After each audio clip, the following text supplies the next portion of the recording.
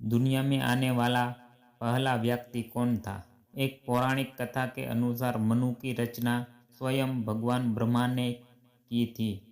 यह कहा जाता है कि मानव संसार की रचना के लिए भगवान ब्रह्मा द्वारा को दो लोगों को बनाया गया था, एक पुरुष और एक स्त्री।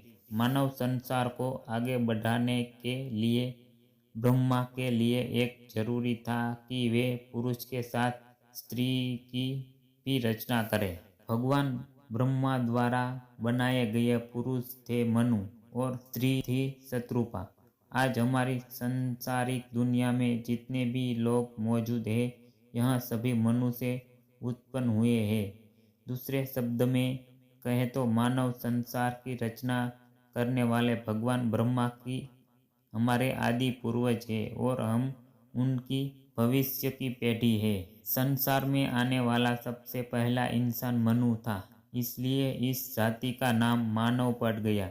संस्कृत में इसे मनुष्य कहा जाने लगा और अंग्रेजी भाषा में भी मिलते जुलते नाम मैन का प्रयोग हुआ। यह सभी नाम पहले मनु से ही जुड़े हुए हैं। पुराणों में दर्ज एक कथा के अनुसार एक समय था जब भगवान ब्रह्मा देवों, असुरों तथा पितरों का निर्माण करने के बाद काफी शक्तिहीन महसूस करने लगे थे।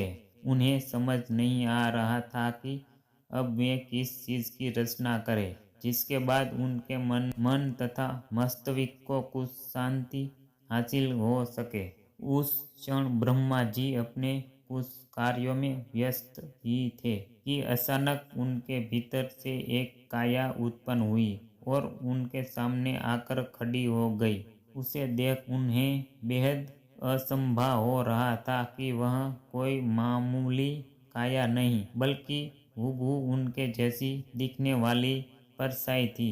उस परछाई को देख कुछ देर तक तो भगवान ब्रह्मा समझ ना सके कि उनके साथ आखिरकार हुआ क्या है। यही मानव संसार का पहला मनुष्य था, जिसे स्वयंभू मनु के नाम से भी जाना जाता है। इस पौराणिक कथा से एक और सवाल मन में आता है कि हिंदू मान्यताओं में तो मनु ने जन्म लिया, लेकिन पश्चिमी सभ्यता के अनुसार पहला मानव कौन था?